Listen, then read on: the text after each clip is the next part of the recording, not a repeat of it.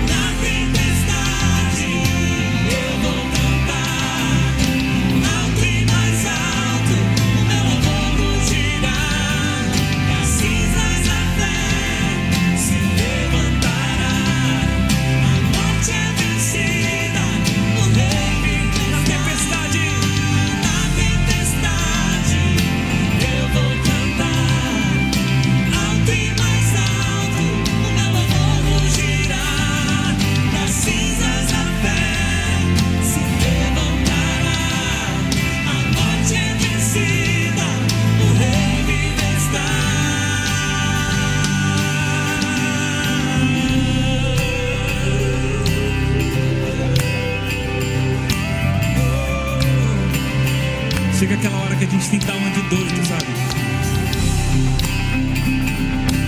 Vida de cristão não é fácil. E a fé faz a gente fazer coisas muito malucas. Levantar um aleluia quando tudo vai bem é fácil, mas quando tudo vai mal, só doido. Você vê, a escuridão tá vindo, as coisas não estão certas, tá acontecendo alguma coisa, a casa tá pesado o clima. E você começa então a levantar um aleluia. Isso é uma postura de cristão, amém? Amém? Essa é a postura. É levantar um aleluia. E se não está saindo, aqui vem a dica. Tem horas que a melhor defesa é o ataque, é o nome.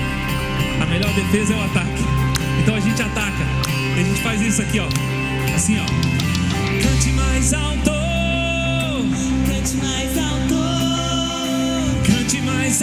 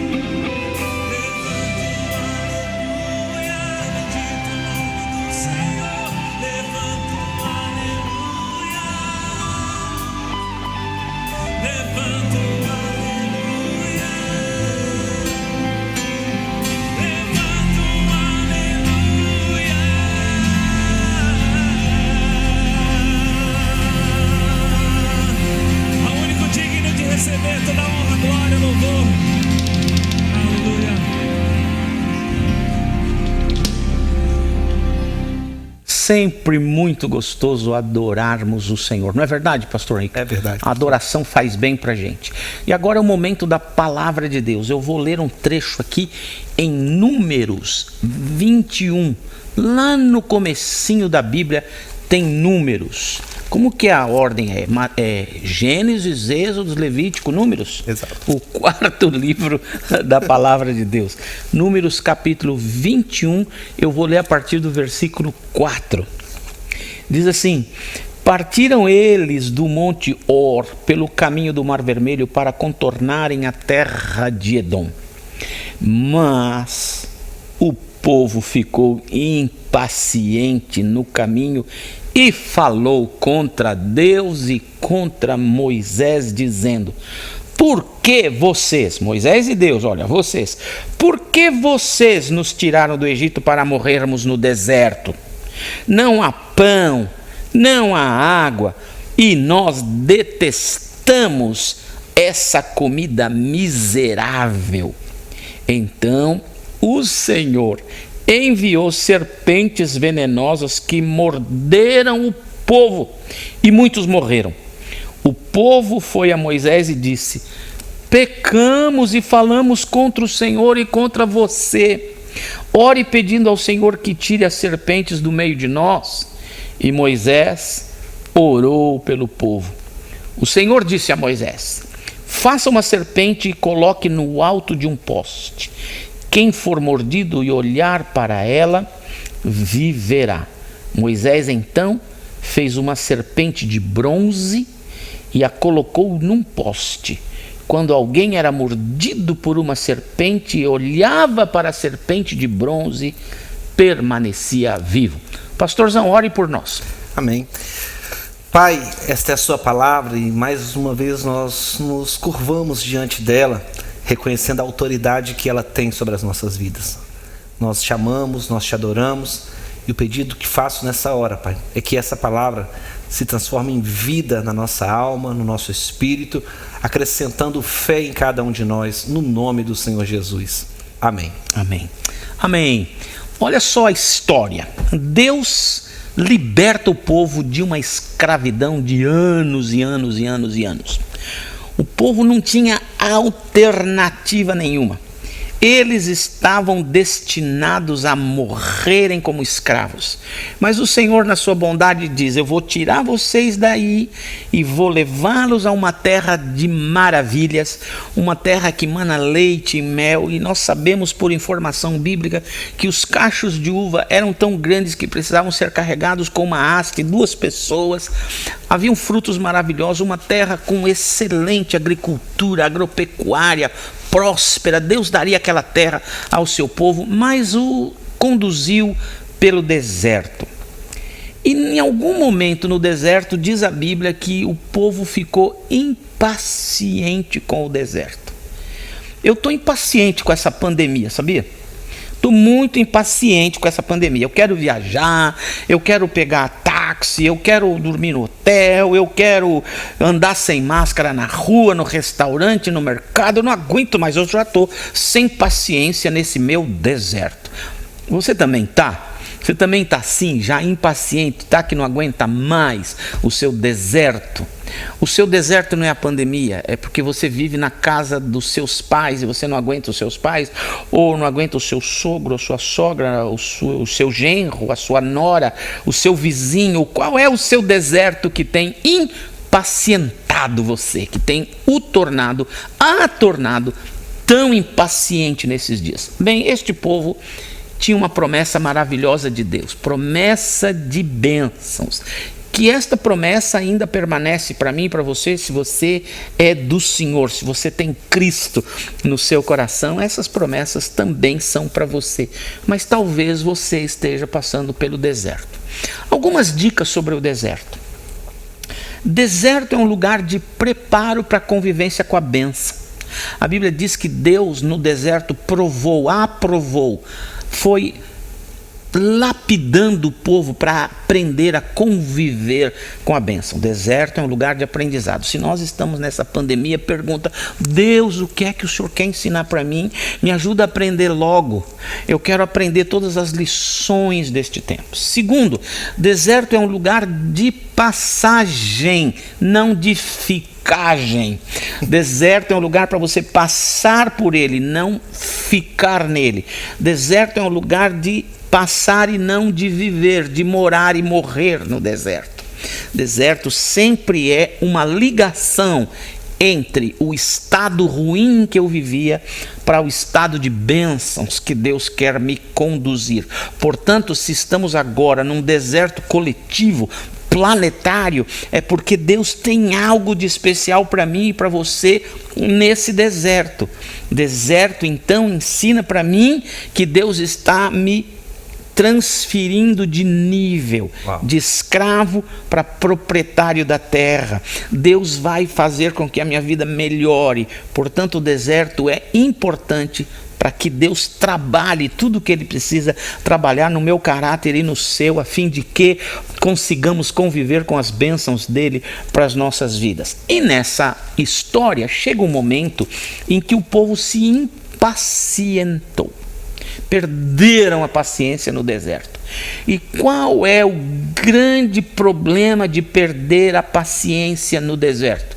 Nós acusamos pessoas erradas sobre aquilo que está nos acontecendo. O que esse povo disse? Porque você e Deus, vocês dois, Moisés e Deus, olha, vocês dois são culpados da gente estar nesse deserto. Para quê? Nos trazer para esse deserto para a gente morrer aqui. Primeira coisa. Segundo, torna-se ingrato. Primeiro, acusa.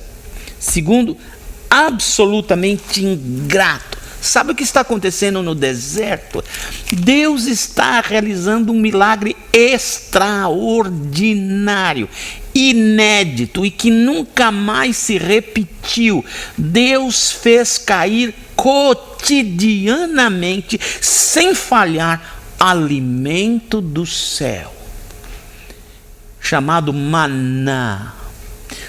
Todo dia, e nem dava para segurar para o outro dia, porque estragava. Tinha que confiar que no outro dia Deus ia derramar o maná. No deserto, apesar da provisão ser mínima, ela é milagrosa, cotidianamente milagrosa. Deus estava realizando milagres diariamente para alimentar toda aquela gente. E em vez de louvarem a Deus pelo milagre inédito, inesperado, de dizer que maravilha, está chovendo pão outra vez, chovendo maná outra vez, que gostoso, temos o que comer, que gostoso, não vamos morrer de fome, Deus está nos alimentando. Em vez disso, eles chamaram aquele alimento de pão vil, de alimento miserável. Ingratidão.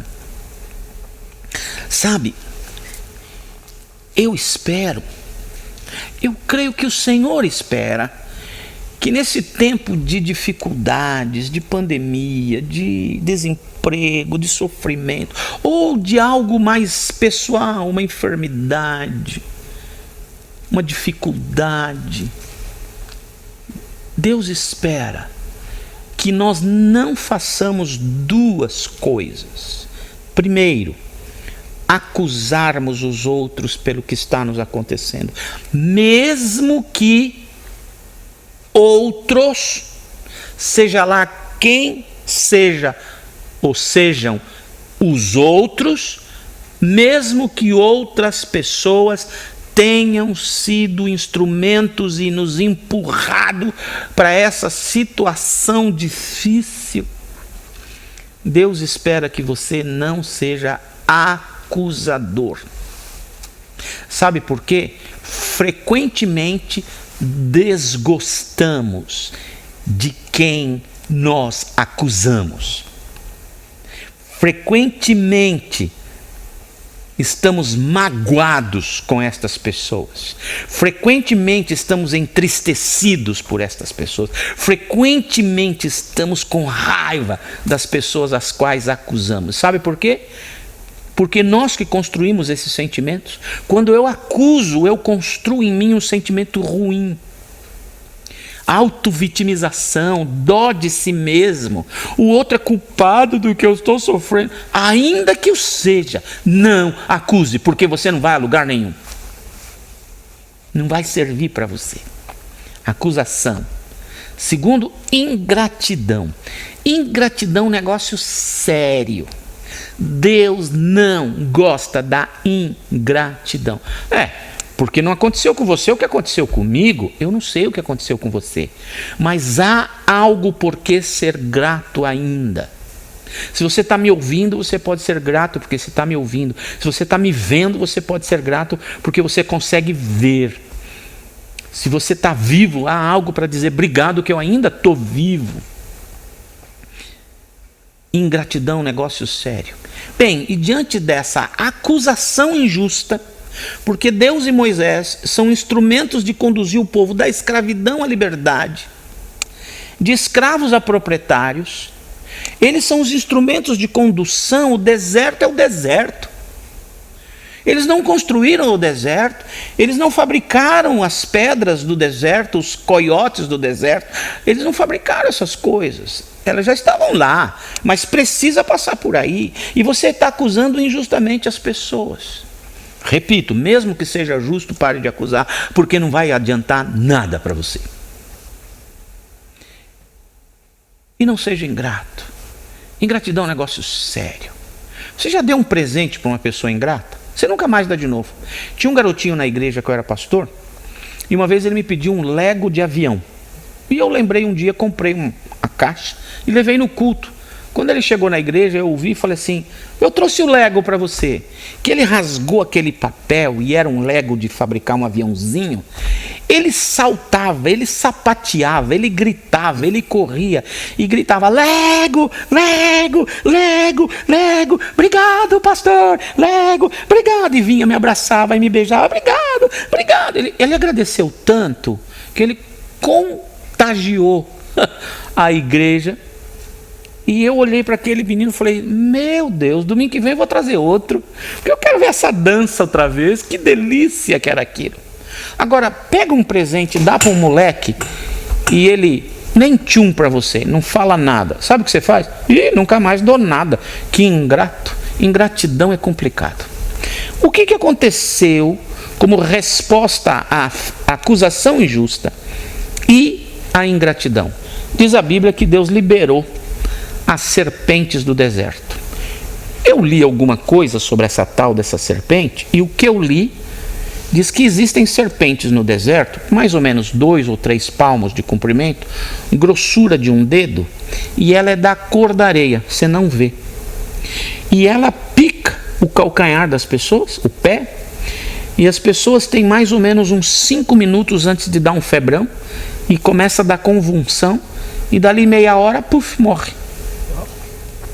Uma serpentica assim, mordeu, fatal, não tem jeito, não tem como correr, a não ser que tenha o soro imediato, é complicado, morre. E Deus então fala que essas serpentes foram e começou a picar o pé de todo mundo lá, e morreu muita gente, morreram. Deixe-me dizer uma coisa para você: acusação, autovitimização, ingratidão é veneno que te mata. É veneno que mata você, se não de uma vez, aos poucos. Você está se envenenando. Então esse povo percebe, pastor Hickley, que eles tinham pisado no tomate. E às vezes, quando a gente sofre e cai a ficha, graças a Deus, né? Dura que quando o cara sofre pra caramba e não cai a ficha.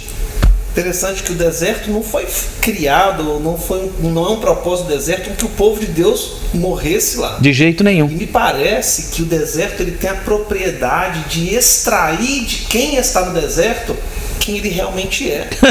Boa. Porque fora do deserto a gente consegue figurar um personagem ou um ideal, eu posso ser quem eu gostaria de ser, mas no deserto não dá. Eu tenho que ser quem eu sou mesmo. Interessante. Alguém disse uma vez que o leito do rio, você só conhece o que tem no leito do rio em dia de águas que correm com violência, em dias de tempestade, que as águas correm com força e tiram o que tem de baixo para cima. Eu acho que o deserto é igual, então. No deserto, Deus revela para a gente mesmo e para os outros quem a gente é lá dentro, né? Eu li em algum lugar na Bíblia que o Senhor diz assim: eu conduzi o meu povo ao deserto para mostrar a eles que não só de pão viverá o homem. Interessante. Mas Deus não deixou faltar o pão lá. Não. Interessante. Deserto vai tirar de dentro de você o que você é. Espero que você seja coisa boa. Mas olha, acusação, autovitimização, ingratidão mata você. Esse povo percebeu que as serpentes eram consequências destas coisas: acusação, autovitimização, ingratidão. Quando cai a ficha, eles vão falar com Moisés: Moisés, nós pecamos contra você e contra Deus. Olha que interessante. Quando você é impaciente com a situação e passa a acusar, você, além de acusar a Deus, você acaba acusando aquele homem, aquela pessoa, aquela mulher que Deus levantou como seu líder espiritual. É muito fácil isso. Uma vez eu li uma coisa interessante, diz que no mundo não pode faltar sogra, político, juiz de futebol e pastor, porque senão a gente não tem a quem acusar, não é? Então, caiu a ficha, eles vão falar com Moisés. E o Moisés, ao contrário deles, que é conhecido na Bíblia como o homem mais paciente do mundo, com paciência, ora. Podia dizer: o quê? Vocês não reclamaram? Agora aguenta. Não é verdade? Não, ele vai orar e ele vai falar: Deus, você pode tirar as serpentes que estão aí atacando o povo? Afasta aí, joga um remédio para espantar, faz alguma coisa. A resposta de Deus foi interessante. O Senhor diz: olha, manda o artesão aí construir uma serpente, bota num pedaço de pau, enfinca na colina mais alta, de maneira que se alguém é picado por uma serpente, basta olhar para a serpente de bronze e este viverá. Isso foi feito e isso aconteceu. Quais são as lições que a gente aprende disso? Eu vejo como e em que condições a graça de Deus se manifesta. Todos nós pecamos. A Bíblia Sagrada diz que todos pecaram e estão destituídos, afastados da bênção, da glória, do poder, do perdão de Deus. Todos pecaram e estão destituídos da glória de Deus. A Bíblia diz que o salário do pecado é a morte.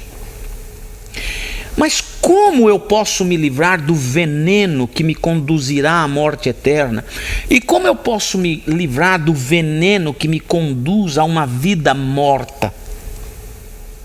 Um veneno que me envenena dia a dia. Livrar das consequências das minhas decisões erradas. Exato. Como eu posso me livrar de tudo isso que eu aprontei? Eu falei mal, eu acusei, eu auto-vitimizei, eu fui ingrato e agora eu estou sofrendo por minha culpa. Como eu posso me livrar disso? Primeiro, reconheça que você pecou. Uau. Sem reconhecimento de pecado pessoal, não há salvação. Se você não reconhecer agora que você tem sido ingrato, que você tem sido impaciente, que você tem sido um acusador, um auto-vitimizador ou qualquer outra coisa que tem produzido consequências drásticas, dramáticas, ruins na sua vida, se você agora não tiver coragem de dizer: é verdade, eu fiz isso, eu sou assim, não há esperança para você. Só há esperança para uma pessoa quando ela reconhece a sua parte de culpa no cartório. Esse povo diz: Moisés, pecamos. Primeiro passo da graça de Deus cair na sua vida, arrancar as consequências de tudo que você fez de errado ou foi de errado na sua vida, é admite que é você o culpado das consequências que estão vindo na sua vida por causa, presta atenção, do que tem saído de sua boca no tempo de deserto. Em vez de gratidão, ingratidão. Em vez de agradecimento, acusação. O que tem saído da sua boca tem provocado isso? Como faz para se livrar do que a sua própria boca provocou, usando a sua boca de novo? Se eu usei a minha boca para acusar, auto-vitimizar, manifestar ingratidão, chamar o pão de coisa vil, miserável, eu usei minha boca para isso e as consequências são serpentes envenenando a minha vida. Eu tenho que usar a minha boca como o primeiro passo para a libertação disso. Usar a minha boca para dizer: pequei contra Deus e contra meu líder, contra meu marido, contra minha mulher, contra os meus filhos, contra o meu vizinho, seja lá quem for. Pequei. Primeiro passo. Segundo passo é aceitar a estratégia divina de liberação do seu veneno. Olha o que aconteceu aqui. Moisés disse: Senhor, manda tirar as serpentes. Deus não tirou as serpentes. Deus mandou construir uma serpente de bronze. Interessante isso. O Senhor Jesus, lá na frente, vai dizer: assim como a serpente foi erguida no deserto, importa que eu seja erguido no madeiro, a fim de que todo aquele que crê em mim viva. A Bíblia Sagrada diz que quando nós cremos em Jesus, que morreu na cruz no meu lugar, o meu pecado é perdoado, o veneno é anulado e eu tenho vida e vida eterna. Olha que interessante, as serpentes não foram tiradas, mas a serpente de bronze foi colocada. Terceira lição, a estratégia de Deus é única, não várias, porque senão seriam as estratégias, mas é a estratégia. Deus não disse para Moisés: constrói uma serpente de bronze, um golfinho de bronze, um elefante de bronze, uma borboleta de bronze, um beija-flor de bronze, uma tartaruga de bronze, um peixinho de bronze. Não, ele não disse: constrói uma flora e uma fauna maravilhosa para que cada um olhe na direção que mais goste e seja salvo. O que eu quero dizer com isso? A Bíblia Sagrada diz: Jesus Cristo é o único caminho que leva ao Pai. Ele disse: eu sou o caminho, a verdade e a vida. Ninguém vem ao Pai senão absolutamente por mim. Não há outro meio de salvação dessa vida para a vida eterna a não ser Jesus Cristo. Só tem Jesus. Outra coisa interessante da graça, ela se manifesta de maneira individual e intransferível. A Bíblia diz que se alguém for picado, este deve olhar para a serpente de bronze. Não adianta eu falar assim: ai, minha vida está muito ruim, vovó, creia em Jesus por mim, papai, vai na igreja por mim, filhinho, não falta na igreja que papai não vai, mas ore pelo papai. Olha, a graça de Deus que arranca o veneno que está te envenenando nessa vida e para a vida eterna, exige que você dê um passo na direção de Jesus, que você olhe para Jesus. Ele é o seu Salvador e a sua salvação é pessoal e intransferível. Você precisa reconhecer que você pecou, que há veneno na sua vida. Precisa aceitar a estratégia de Deus, que é Jesus Cristo, única possibilidade. E você precisa olhar para Jesus. Sabe? As serpentes não foram tiradas. Sempre houve o risco de serem picados outra vez, mas a serpente de bronze foi mantida. O mesmo Jesus que foi pendurado na cruz e que saiu de lá porque ressuscitou, espiritualmente falando, o sangue dele ainda jorra na cruz. Lá atrás, o sangue de Cristo perdoou os meus pecados e me deu vida eterna. Hoje, se eu peco, eu vou para o mesmo lugar. O sangue de Cristo ainda jorra na cruz. Eu vou lá para me limpar, para me santificar, para me purificar. Sabe, neste tempo de deserto pandêmico, de pandemia desértica, eu e você corremos o risco de perder a paciência e de acusarmos pessoas que não são culpadas ou são, e de sermos ingratos com aquilo que estamos recebendo de Deus. Se isso está acontecendo com você, olhe para Cristo. O sangue de Jesus ainda jorra na cruz. Você pode ir lá de novo, se purificar novamente, para que o veneno não assuma controle da sua vida e o mate. Como você quer viver nestes tempos? Se você corre o risco de perder a paciência, Pastor Hickley, a cruz, da cruz ainda jorra o sangue que pode nos purificar para essa caminhada até chegarmos do outro lado do deserto. Amém. Amém, pastor? Pastor, eu estou sendo aqui ministrado por essa palavra. Eu me examino com essa palavra, pastor, e eu quero reconhecer aqui, até diante das câmeras, que eu sou alguém que careço em circunstâncias da vida de parar, porque não quero me esconder. Eu não quero me esconder da realidade.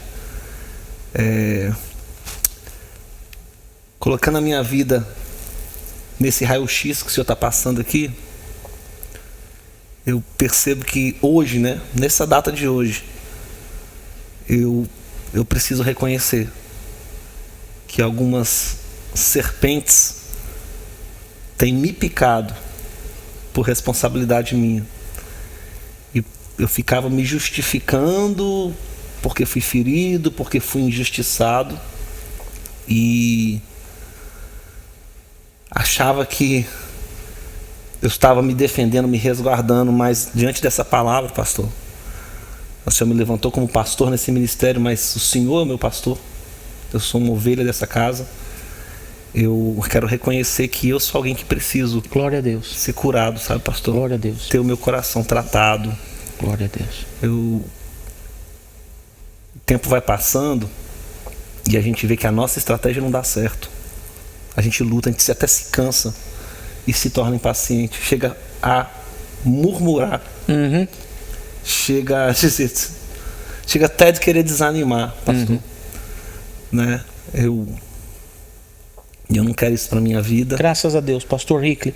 O Davi certa vez disse que enquanto eu me calei, meus ossos envelheceram. E eu sei que não é isso que Deus quer para minha vida, até porque eu olho para minha vida hoje, eu vejo tanto a bênção de Deus sobre mim, que não quer dizer que eu estou certo. Muito pelo contrário, a minha infidelidade não faz Deus infiel, mas Ele também é digno de que eu tenha uma vida ajustada, Maravilha. acertada. Maravilha.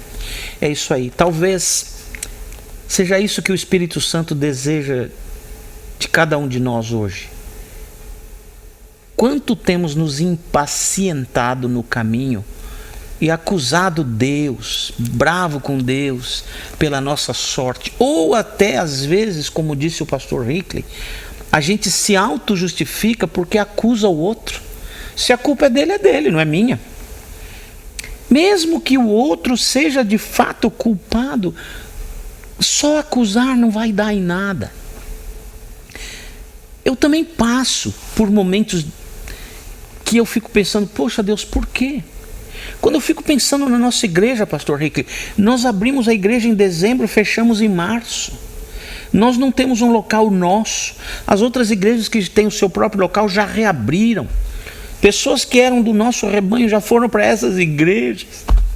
E eu falo, Deus, o que está acontecendo? E Deus manda dizer, obrigado, obrigado, obrigado, obrigado, obrigado, obrigado pelo maná, obrigado pelo pão, obrigado pela provisão mínima, obrigado pelo deserto, por esse sofrimento doido, porque é um lugar de passagem, é um sinal que o Senhor está nos transferindo de nível, nós vamos para uma situação melhor.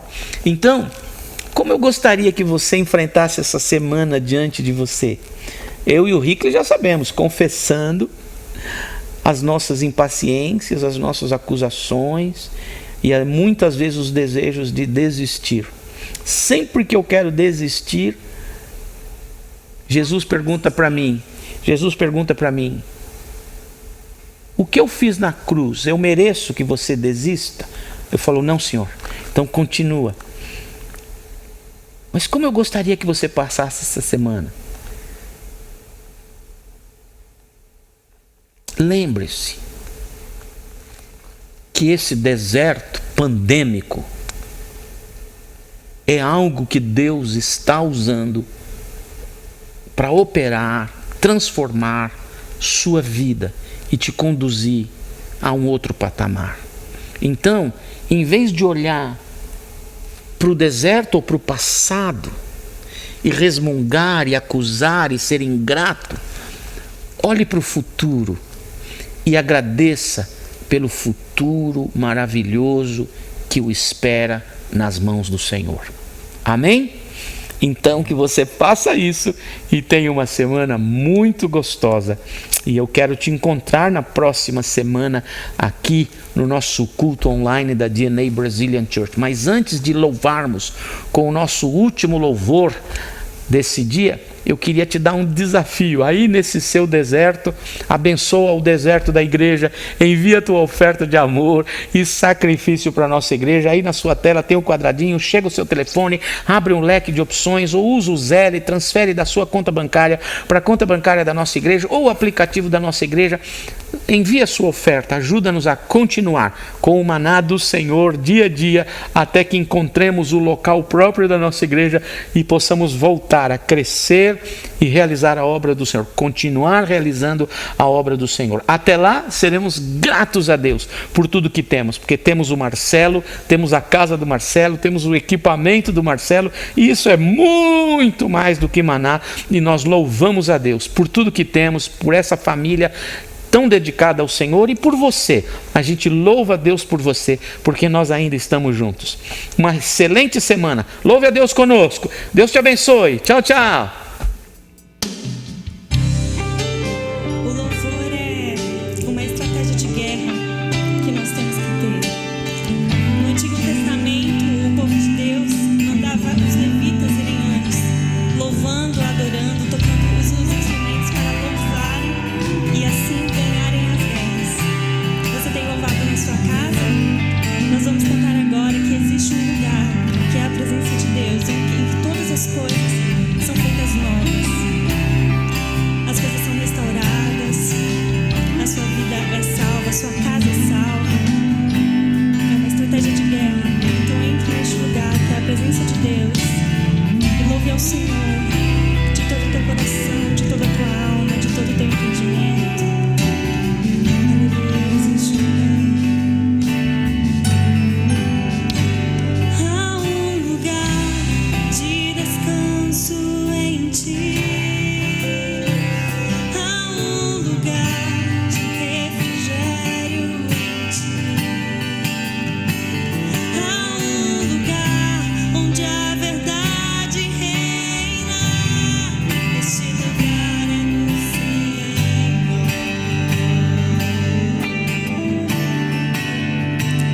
Há um lugar onde as pessoas não me influenciam. Há um lugar onde eu ouço teu Espírito. Há um lugar de vitória em meio à guerra. Este lugar é no Senhor.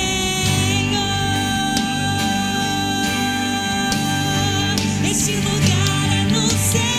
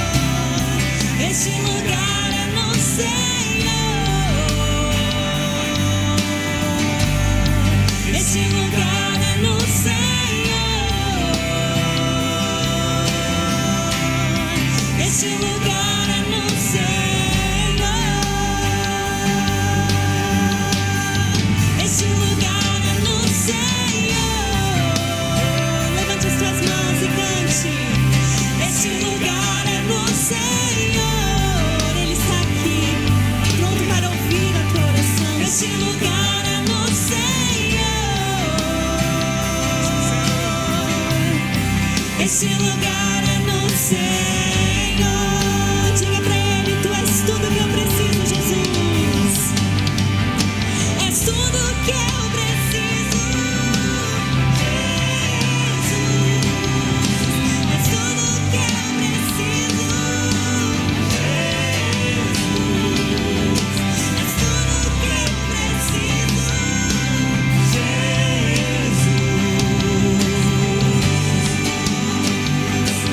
Diga mais uma vez: Tu és tudo que eu preciso, Senhor. És tudo que eu preciso, Jesus. És tudo que eu preciso, Jesus. És tudo que eu preciso, Jesus. Vamos repetir: este lugar é do Senhor. Essa igreja. Este lugar é no Senhor. Este lugar é no Senhor. Este lugar é no Senhor. Este lugar é no Senhor. Essa igreja. Este lugar é no Senhor.